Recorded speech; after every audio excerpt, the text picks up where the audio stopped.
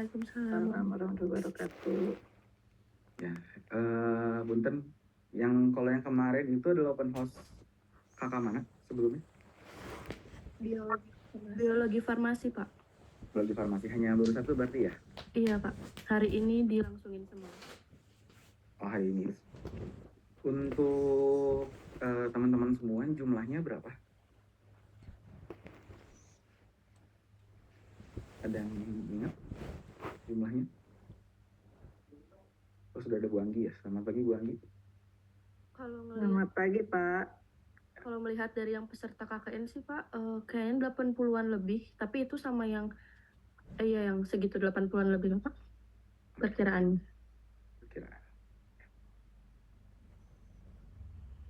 Oke, di bagian chat ya saya sudah kirimkan terkait dengan formulir ataupun juga absensi ya. Jadi silakan teman-teman semua untuk mengisi absensinya.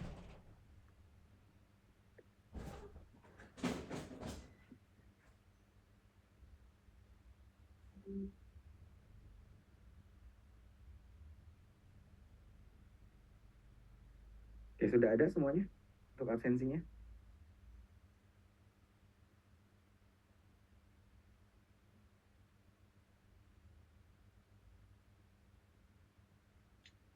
Sudah Bapak. Oke.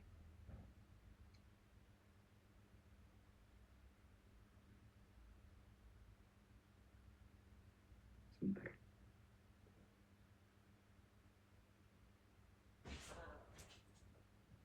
Oke, silakan untuk menyalakan kameranya. Ya, dipersilakan untuk menyalakan kameranya, boleh.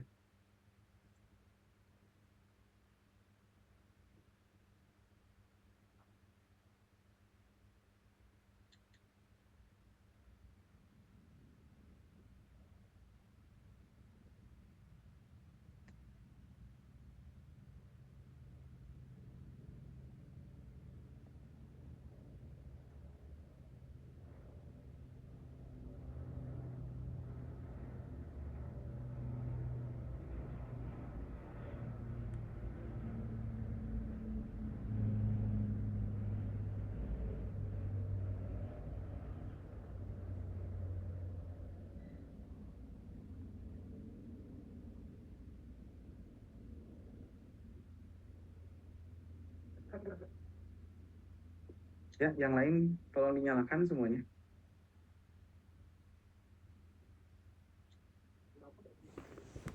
Ya, video.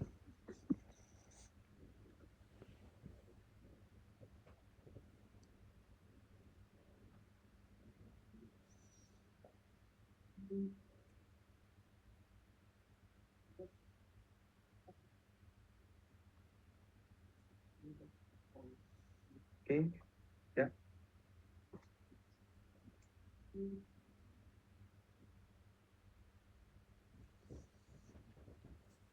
Oke, silakan sambil menunggu, masih ada beberapa lagi.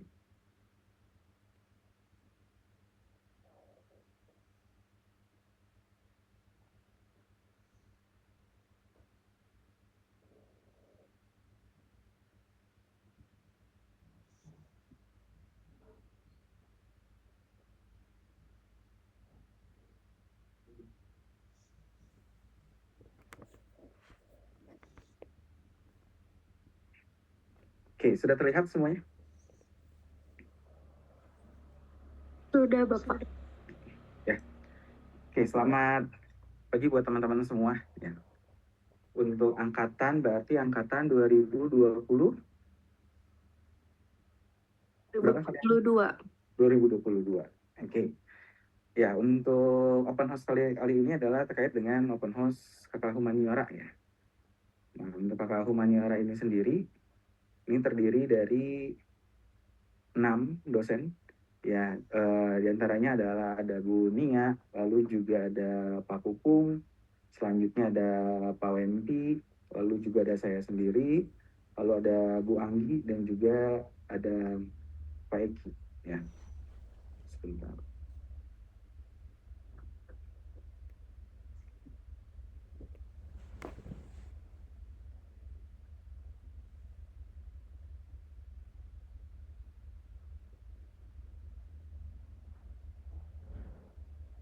Oke, di sini ada yang tahu arti dari humaniora ini sendiri? Ada yang tahu di sini? Ada yang pernah mendengar, ataupun teman-teman semua kan di sini sudah mau tingkat akhir ya, di mana teman-teman semua kan sudah harus peminatan ya. Dan waktu di semester pertama sampai semester yang sekarang, teman-teman semua kan sudah mendapatkan mata kuliah yang berhubungan dengan humaniora ya. Di mana mungkin teman-teman sudah pernah mendapatkan terkait dengan regulasi dan juga etika, lalu juga di sana ada manajemen ya, manajemen suplai obat, lalu juga kewirausahaan, lalu juga ada untuk komunikasi maksudnya ke bagian farmakologi ya, lalu juga ada pemilih pilihan untuk farmakoekonomi ya, itu juga termasuk ke dalam humaniora ya. Sebenarnya untuk humaniora sendiri biasanya terfokus dari hulu sampai dengan hilir, jadi di ujung-ujungnya ya, untuk menentukan terkait dengan misalkan kalau dalam industri berarti apakah mengetahui terkait dengan pangsa pasar ya, potensi pasar seperti apa, itu masuk ke dalam humaniora ini sendiri. Nah, humaniora ini sendiri dalam penelitiannya ini terfokus ya, ada beberapa yang diantaranya yang pertama adalah hilirisasi, komersialisasi. Ini fokusnya adalah pakupung ya, dan juga untuk fenomena kesehatan masyarakat ini Pak WMP, saya ataupun juga Pak Eki. Lalu juga untuk pengkajian regulasi terkait dengan bidang farmasi, di mana untuk regulasi ini sendiri di Indonesia ini setiap tahun berubah-ubah ya. Di mana yang kalau misalkan regulasi terkait misalkan apotek itu 2016, 2023, 2024 itu keluar terus-menerus. Ya berarti udah 2 tahun ini sudah keluar 2 regulasi. Lalu juga sekarang juga ada regulasi terkait dengan kode etik tenaga kesehatan tahun 2025 itu juga baru keluar. Nah, itu juga bisa kita kaji kira-kira seperti apa. Dan pernah dilakukan juga oleh bimbingan dari Bu Anggi ya, terkait dengan regulasi. Terkait coaching saya adalah terkait dengan halal ya. Lalu juga yang ketiganya ada farmakoekonomi, ini berhubungan dengan farmakologi sebenarnya ya, sangat beririsan sekali dengan farmakologi dan juga farmasi klinik, di mana teman-teman semua sudah semester kemarin itu mendapatkan praktikum dan juga mata kuliah farmasi klinik. Nah, ini farmasi klinik itu kan kita yang terpenting adalah nilai efektivitas kepada pasiennya ya. Nah, kalau terkait dengan dari farmakoekonomi ini sendiri, ini adalah membandingkan terkait dengan biaya dan juga nilai efektivitas, karena kita ingin memberikan yang terbaik kepada pasien. Contohnya adalah efektivitas yang tinggi dan juga biaya yang efisien. Ya, karena pasien kan tidak semua pasien itu memiliki penghasilan yang besar. Ya, tapi kita juga harus memperhitungkan pasien-pasien yang memiliki penghasilan yang kecil ataupun juga menengah, tapi mendapatkan efektivitas dari obat-obatan untuk mengobati atau juga memperbaiki simptom ataupun gejala dari pasiennya. Gitu ya. Dan data-data ini sendiri biasanya kita ambil dari jurnal-jurnal ataupun juga data-data pendukung yang bisa mendukung terkait dengan latar belakang teman-teman semua. Lalu ada juga pengkajian pelayanan kefarmasian, ya ini bisa di rumah sakit, ya bisa juga di apotek, gitu ya.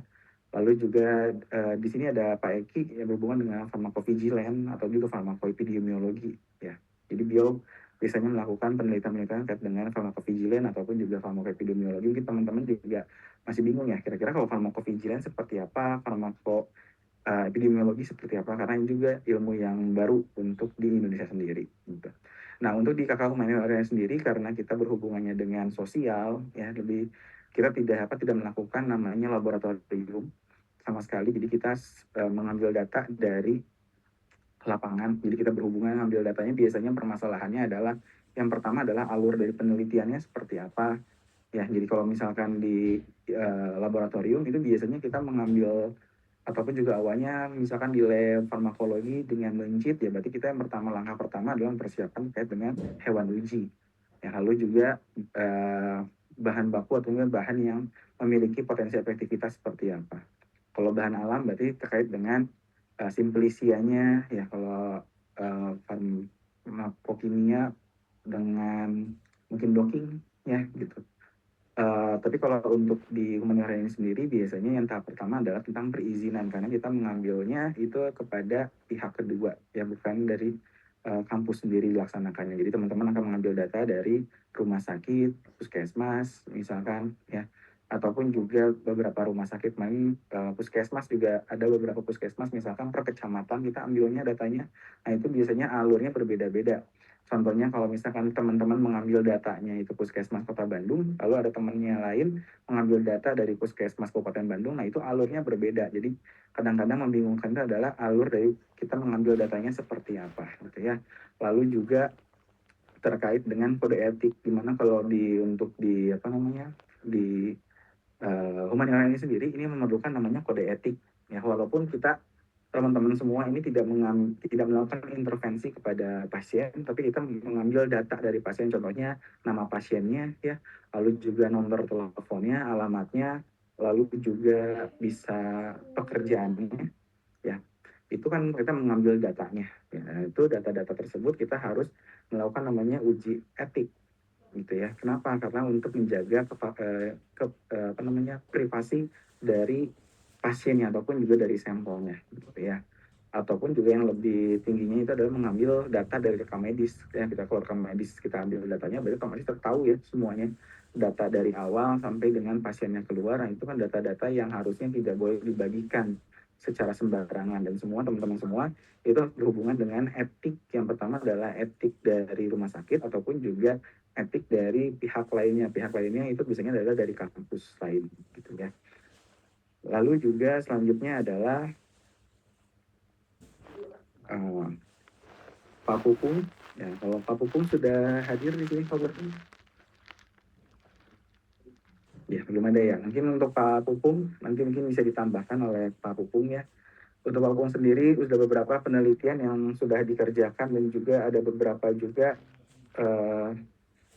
haki ya, dan juga paten yang sudah didapatkan oleh Pak Pupung. Yang untuk yang publikasi itu teman-teman bisa dilihat di sini terkait dengan sodium alginat ya, which starts to make biodegradable sachet and wrap product as an alternative substitute of plastic. Lalu juga gambaran pengetahuan stunting ini beberapa kali juga kita karena kita melakukan pengabdian kepada masyarakat ya sebelumnya, itu bisa kita melanjutkan terkait dengan stunting, karena stunting ini sendiri kan masuk ke dalam pemerintah ya. Pemerintah itu ingin menurunkan nilai stunting di Indonesia, dan ini juga beberapa penelitian yang telah dilakukan oleh Pak Pupung, oleh saya, Pak Wempi, Pak Eki.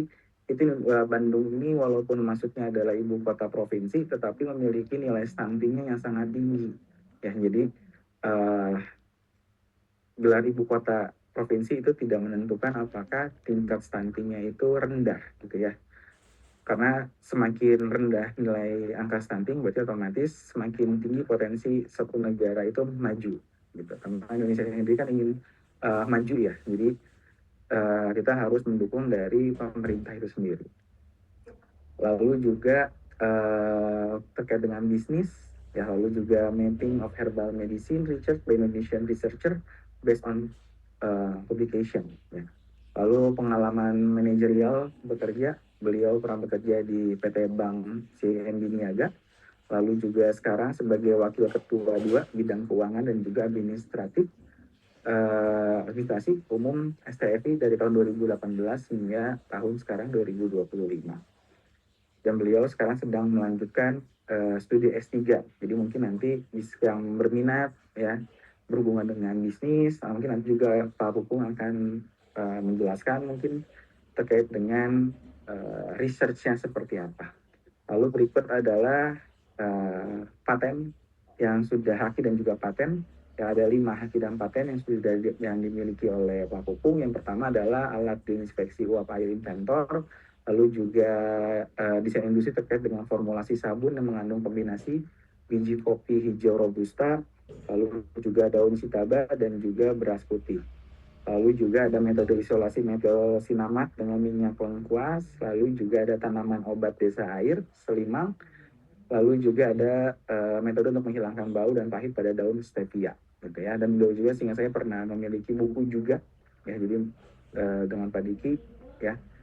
Lalu juga selanjutnya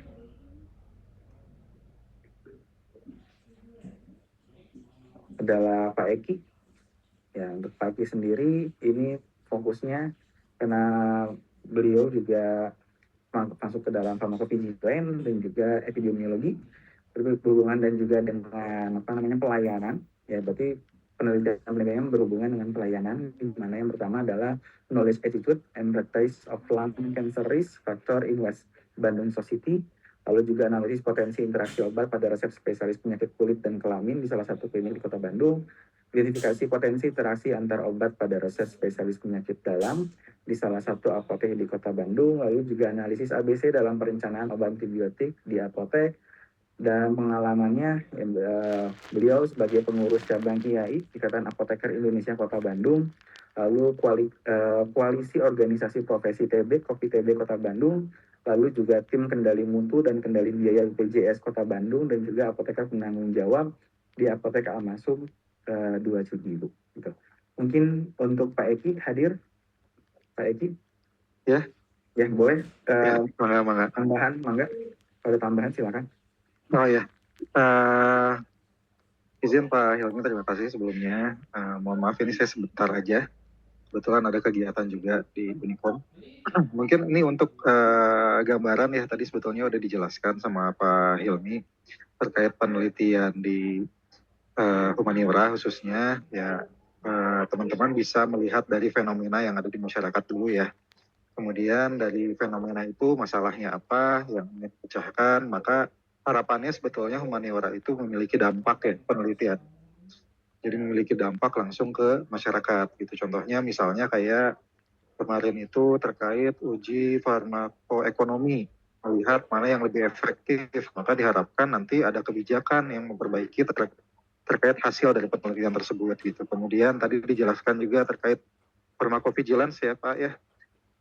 Ini mungkin sedikit gambaran aja kalau farmakovigilance itu kaitannya dengan seperti efek samping, interaksi, jadi terkait keamanan penggunaan obat, tapi post market. Jadi kalau kita ngomongin humaniora, itu penelitiannya kisaran terkait post marketnya atau sebelum pre-market sebagai uji pendahuluan. Jadi nanti teman-teman bisa melihat gitu ya untuk brainstormingnya topiknya mau seperti apa. Kemudian untuk dari saya sendiri, saya harapkan sih nanti teman-teman yang datang gitu ya, mau konsultasi terkait judul, kalau bisa ini sebelumnya teman-teman itu sudah ada topik awalnya gitu. Jadi jangan ketemu dosen, nggak ngerti apa-apa, nggak tahu topiknya apa gitu ya. Jadi silahkan brainstorming dulu. Kalau saya bilang ke mahasiswa itu coba analisis menggunakan 5W1H. Dari what-nya dulu apa topiknya. Dari topik utama masalahnya apa, kemudian kenapa mau diteliti, dan seterusnya gitu. Jadi nanti ketika diskusi dengan dosen pembimbing itu bisa langsung diskusi terkait topik tersebut fokus gitu. Jadi nggak kemana-mana gitu ya. Itu mungkin sih Pak Hilmi dari saya. Jadi diharapkan teman-teman nggak ngeblank gitu. Jadi nanti udah ada dosen pembimbing datang masih ngeblank gitu. Kalau bisa coba cari topik-topik yang ada di sekitaran teman-teman dulu aja. Misalnya kayak di keluarga atau misalnya ngelihat berita dan sebagainya. Itu aja mungkin. Terima kasih. Ya, terima kasih Pak Eki. Ya, berikut. Selanjutnya adalah Bu Anggi. Ya, boleh Bu Anggi mangga. Karena Bu Anggi sekarang sedang melanjutkan kuliah. Ya, mungkin bisa dijelaskan terkait penelitian yang bisa membantu atau seperti apa. Mangga Bu Anggi. Iya, atur nuhun Pak Hilmi. Ya, Assalamualaikum warahmatullahi wabarakatuh. Waalaikumsalam warahmatullahi wabarakatuh.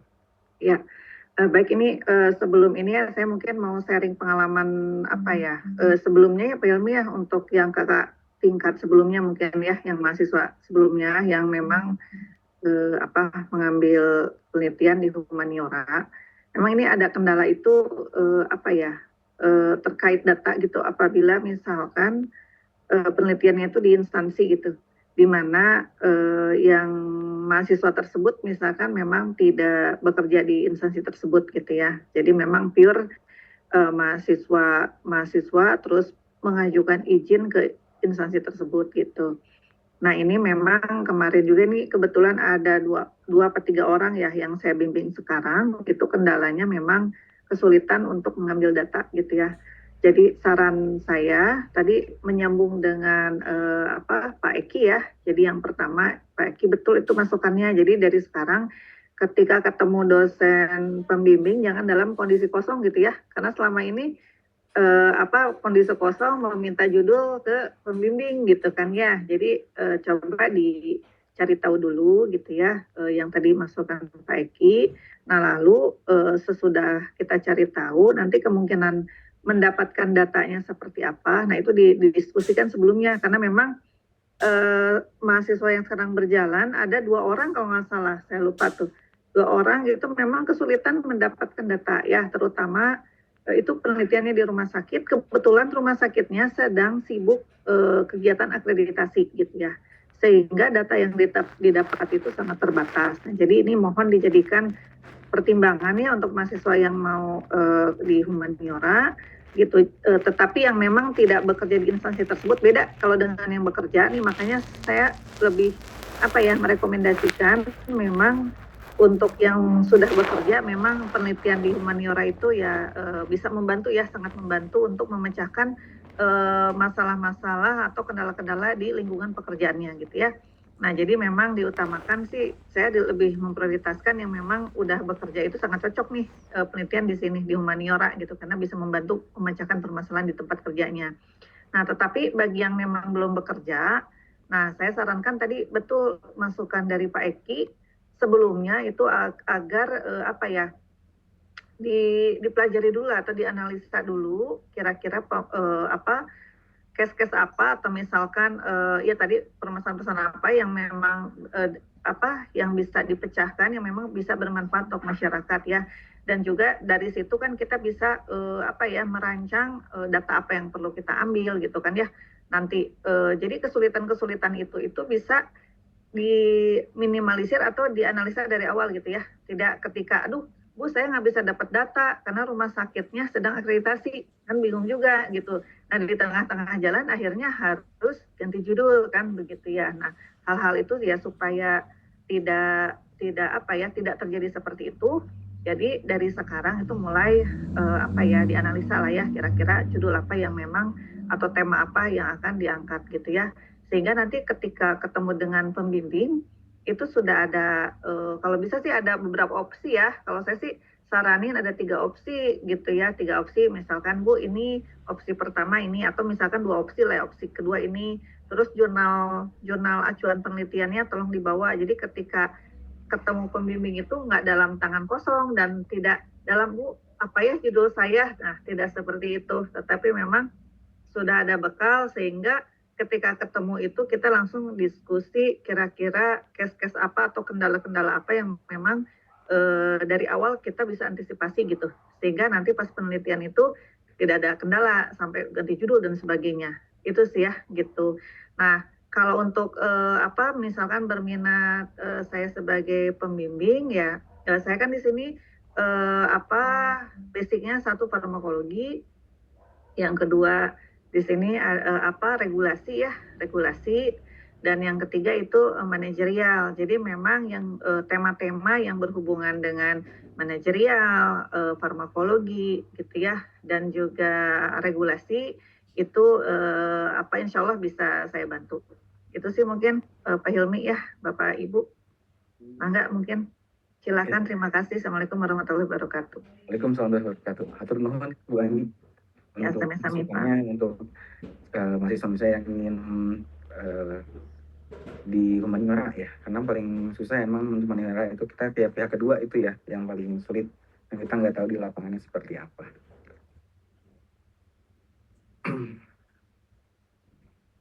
Ya, selanjutnya itu adalah Bu Nia.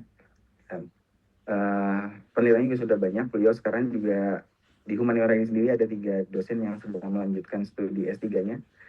Sekarang mungkin untuk Bu Nia ini sendiri, karena untuk S3-nya itu ke dalam farmakologi, Bu Anggi juga farmakologi ya, Ibu, untuk penelitian S3-nya.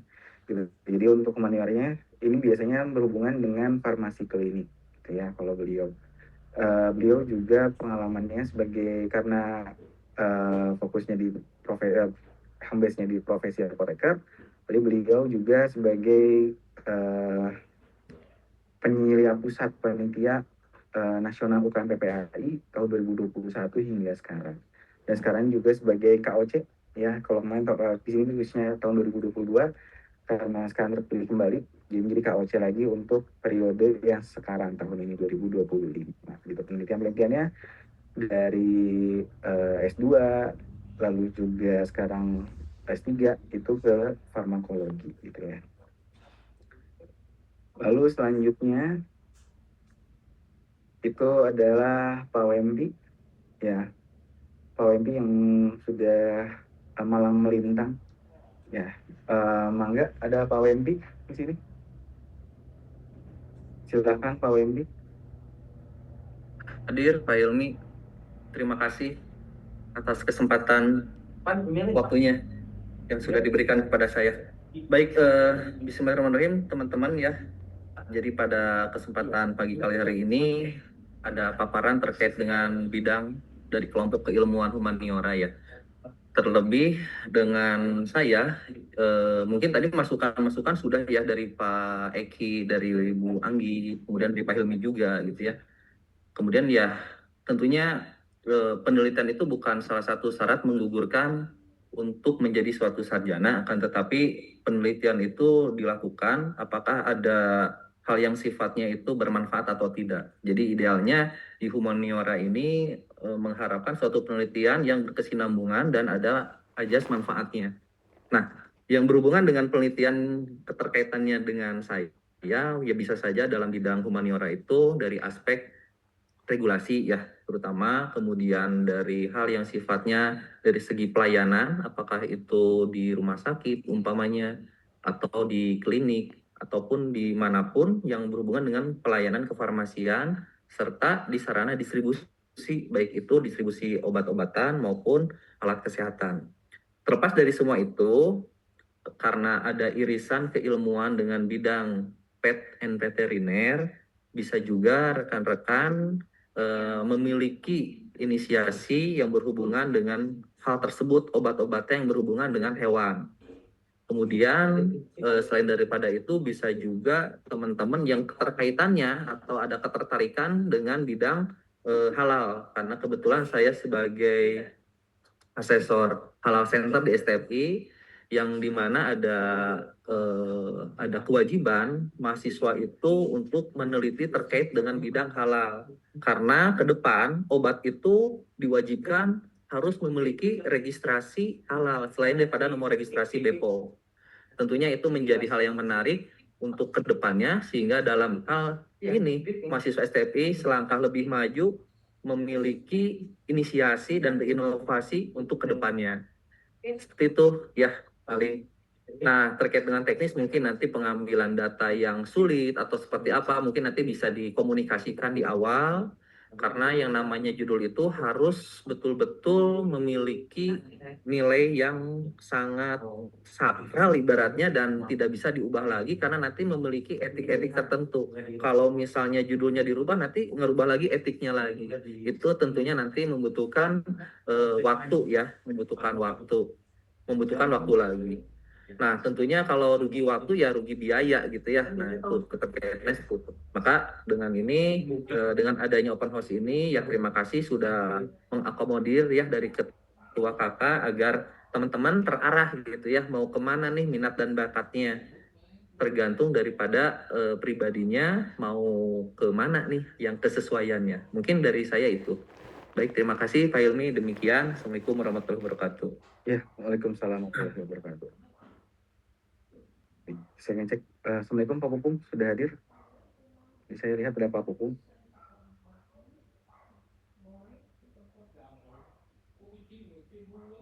Ada Pak Pupung sebentar.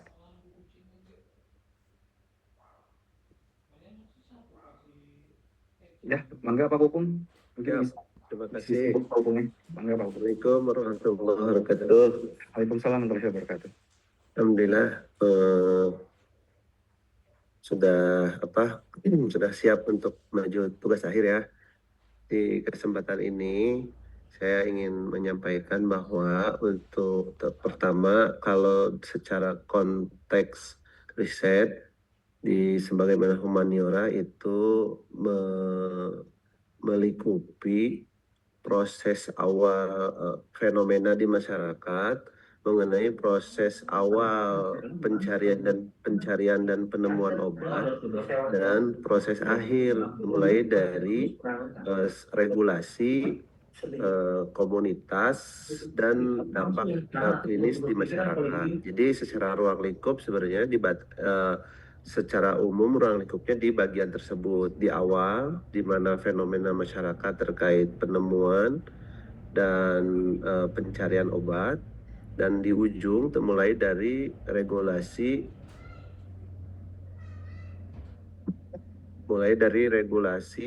dan komunitas di masyarakat secara ekonomi maupun secara sosial. Nah, itu adalah konteks besar dalam penelitian.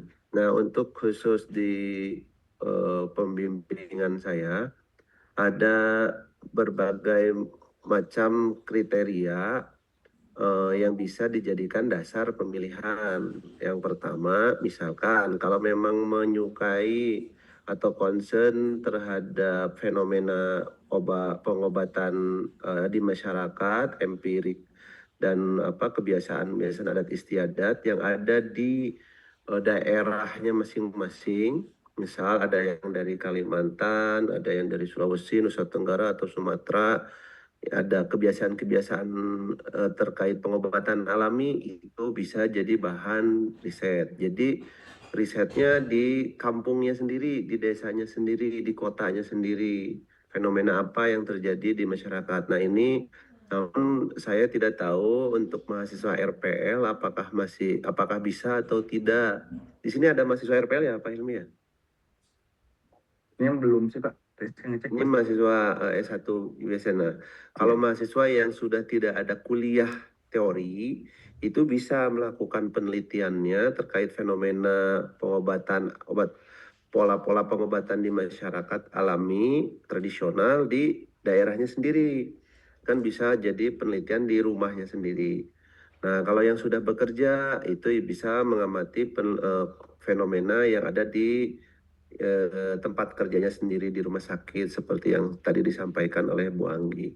Nah, kemudian ada juga dari sisi ekonomi komersialisasi. Nah, biasanya untuk komersialisasi saya kolaborasi dengan LKIH, Lembaga Kekayaan Intelektual dan Hilirisasi STFI, untuk mendukung komersialisasinya, apakah aspek marketnya, ataukah aspek regulasinya, atau aspek pendukung registrasi.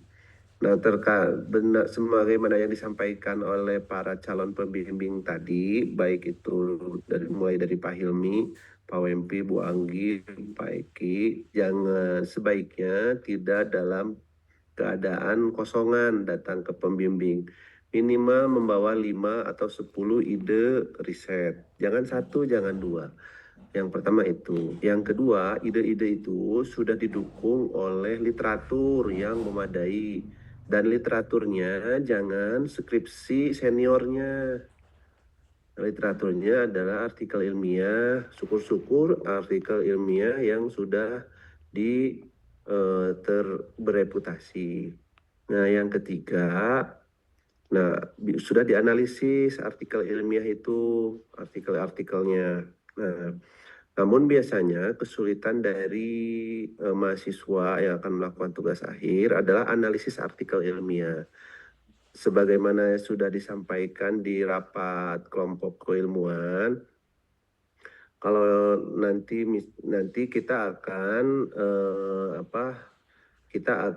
adakan workshop ya Pak Hilmi, workshop untuk mencari literatur ilmiah bagi para mahasiswa yang akan melakukan tugas akhir.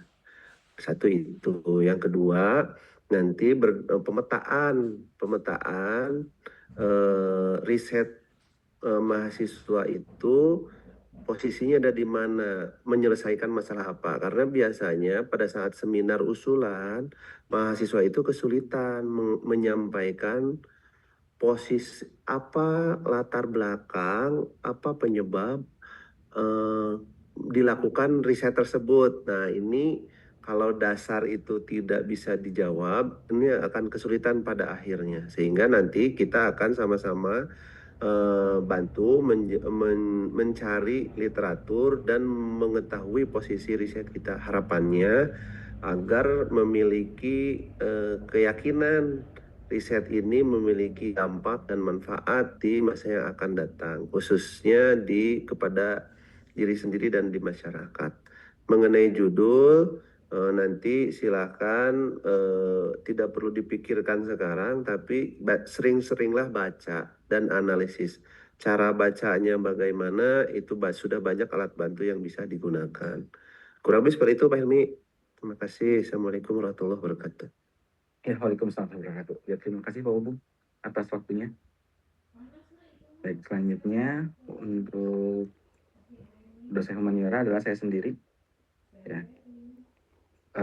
Untuk saya sendiri ini terfokusnya biasanya adalah yang memiliki peminatan dalam farmakoekonomi. Jadi karena yang tadi ya berhubungan dengan farmasi klinis, ya, dan juga kita mengetahui terkait dengan biaya dalam pengobatan itu sangat penting. Jadi bagi teman-teman semua yang memiliki memiliki keinginan ya terkait dengan biaya, bisa masuk ataupun juga bertemu dengan saya gitu ya dalam farmakonomi. Beberapa penelitian juga saya ada farmakonomi itu sudah beberapa penelitian yang sudah publish juga. Lalu juga pengalaman itu adalah sebagai apoteker di Apotek Kota Bandung, lalu juga sebagai farmasi klinis di rumah sakit, dan juga sebagai pernah menjadi ketua Hisparma pada IAI Jawa Barat, dan juga tim penelaah buku SMK se-Indonesia yang dikeluarkan oleh Kemendikbudristek RI. Mungkin dari kami ya sebagai humaniora, dari kakak humaniora seperti itu ya. Yang terpenting adalah teman-teman semua yang tidak hanya dalam humaniora sendiri, mungkin teman-teman juga nanti ada di farmakokimia, farmasetika, ataupun juga kakak yang lainnya. Yang terpenting adalah teman-teman harus mengetahui kira-kira urgenitas dalam penelitian itu seperti apa. Ya, kenapa urgent? Karena untuk memperkuat latar belakang teman-teman semua. Ya, dan juga pada saat melakukan persiapan, itu teman-teman sudah harus melakukan namanya mapping dalam waktunya. Kira-kira kalau misalkan saya mau SUP, itu berapa lama ya waktunya? Apakah 1 bulan dari hasil plotting dari prodi, 2 bulan? Nah, supaya apa? Supaya teman-teman mengetahui kira-kira judul saya kalau misalkan tadi ada terjadi seperti yang Bu Andi ceritakan, itu teman-teman sudah mengetahui kira-kira saya harus seperti apa. Karena dalam penelitian di humaniora ini sendiri itu terlihat mudah. Kenapa? Karena teman-teman tidak akan bertemu dengan hewan uji ya. Tidak akan bertemu dengan hewan uji, tidak akan melihat terkait dengan misalkan hewan ujinya mati. Nah, tapi teman-teman semua karena kita berhubungannya dengan pihak kedua dan datanya teman-teman pegang, itu biasanya permasalahannya adalah pada saat nanti pengambilan data itu di lapangannya selalu ada kendala. Gitu ya. Jadi teman-teman harus punya plan A, plan B, dan juga plan C gitu ya. Itu seperti itu untuk humaniora. Mungkin teman-teman ada yang sangat berminat dengan humaniora, boleh bertanya, silahkan. Kalau ada pertanyaan terkait dengan mungkin teman-teman sudah punya judul ya atau seperti apa, boleh silakan untuk bertanya terkait dengan untuk berdiskusi. Ada pertanyaan, boleh? Ada pertanyaan dari teman-teman semua?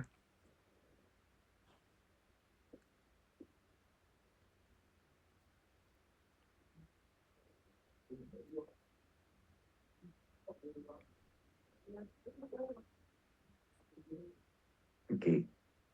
Ya, kalau tidak ada, bertanya. Boleh Jihan, silakan. Kalau misalkan di satu instansi terus 2 mahasiswa yang ingin penelitian tetapi beda topik atau beda judul, itu gimana Pak? Ya, nggak masalah, tidak masalah. Tapi kita lihat dulu ya, terkait dengan judulnya seperti apa dahulu. Gitu ya. Nanti mungkin Pak, misalkan sudah beberapa kali juga ada yang mahasiswa di rumah sakit RSHS, di RSHS ini ngambil datanya barengan. topiknya sama TB, tapi yang satu terkait dengan farmasi klinisnya, yang satunya lagi terkait dengan farmakoekonominya. Jadi kan berbeda gitu. Ya, itu juga bisa sebenarnya. Atau misalkan ya setidaknya teman-teman terkait dengan penyakitnya berbeda, latar belakangnya juga berbeda. Itu diperbolehkan gitu. Ya, Baik, jadi tidak masalah kajian. kasih. Oke. Ya, ada lagi dari teman-teman? Bapak izin. Boleh? Dari siapa? Dari siapa? Boleh? Izin bertanya Bapak. Ya, silakan Rifa. Kalau terkait penelitiannya ini tuh harus dari Bandung atau boleh dari misalnya dari daerahnya sendiri gitu Bapak, Ya, kalau tadi terkait sesuai sama dari ekonomi gitu.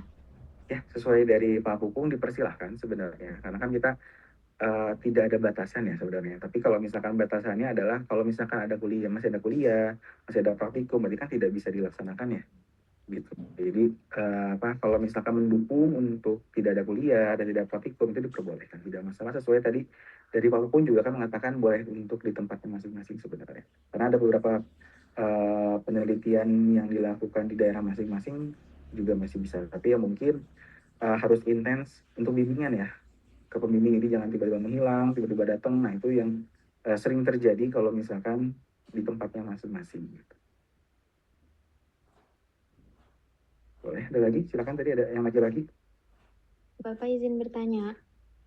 Ya, silakan. Tadi kan sempat dijelasin sama Pak Wempi, itu terkait halal dan juga pet veteriner ya Pak. Kalau Ya. ini berarti maksudnya buat si uji halal atau pet veteriner itu kita ngebuat dari awal gitu si produknya, terus nanti diuji halalnya gimana, atau si produk pet veterinernya, atau kayak dari produk yang sudah ada aja, kayak gitu Pak. Oke. Untuk dijawab Pak Wempi, ada Pak Wempinya? Mohon maaf, bisa diulang? Izin Bapak, tadi kan mengenai halal dan pet veteriner itu, kalau nanti mekanisme penelitiannya tuh, apakah kita ngebuat dari awal si produknya, terus diuji kehalalannya, atau kayak kita menguji dari produk yang sudah ada aja, kayak gitu Pak? Oke ya. Jadi kalau untuk produk pet and veteriner itu belum ada ketentuan mesti halal dan tidak. Jadi itu dua hal yang berbeda tentunya teman-teman. Jadi terkait dengan pet, kita mau membuat produk apa yang tergambarnya gitu ya. Nah, jadilah suatu produk. Kalau pet itu lebih kepada hewan hobi ya, seperti kucing, anjing dan sebagainya. Tapi kalau misalnya veteriner itu lebih mengarah kepada obat-obatan untuk peternakan. Misalnya kayak ayam, sapi dan sebagainya, itu ada komoditi farmasi di dalamnya. Nah, kemudian kalau yang berkaitan dengan halal, halal itu berarti yang hubungannya dengan obat-obatan, baik itu obat tradisional, obat yang modern yang digunakan untuk manusia. Itu sebagai gambarannya. Nah, terkait dengan judulnya, ya silakan misalnya mau melihat fenomena apa, tidak hanya saja produk itu ya, tidak hanya saja produk obat, produk makanan pun masuk ke dalam kategori yang halal tadi. Seperti itu. Nah, jadi nanti boleh silakan mau ke arahnya kemana, mau pet, mau ke veteriner, atau misalnya mau bagian yang tadi yang lainnya yang bagian apa halal gitu. Seperti itu. Di siapa ya? Sesuatu nih? Muti Bapak. Baik, terima kasih Pak. Oh, Muti ya, oke. Ya, sama-sama. Ya, boleh ada lagi dari teman-teman semua? Oke, tidak ada ya. Oke. Mungkin kalau misalkan teman-teman berminat, mangga ya silakan untuk bertemu dengan dosennya. Kalau misalkan sudah punya judul, ya bisa berdiskusi gitu ya, tapi dengan juga evidence base-nya. Ya, kalau teman-teman sudah membawa jurnal pendukungnya, jadi supaya apa? Supaya lebih mudah untuk berdiskusi. Teman-teman baca dulu latar belakangnya, gitu ya, latar belakang kira-kira penelitiannya ini bagus tidak, karena kan kalau namanya tadi seperti kata Pak Hukum berkontribusi ya, kata Pak Hukum juga berkontribusi, semuanya berkontribusi juga gitu ya. Mungkin sebelum saya tutup boleh dinyalakan dahulu kameranya untuk saya foto dulu.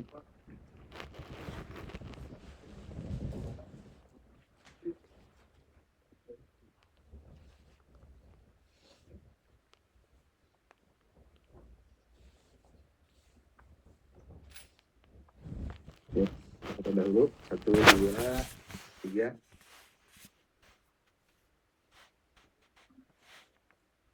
Oke, ya terima kasih banyak atas waktunya. Dan mudah-mudahan juga teman-teman sudah mendapatkan pencerahan nanti ya di sampai dengan akhir open house kakak dari 6 kakak, dan juga nanti mudah-mudahan juga teman-teman sehat dan juga lancar dalam menyusun skripsi sampai juga dengan sidang lulusnya gitu ya.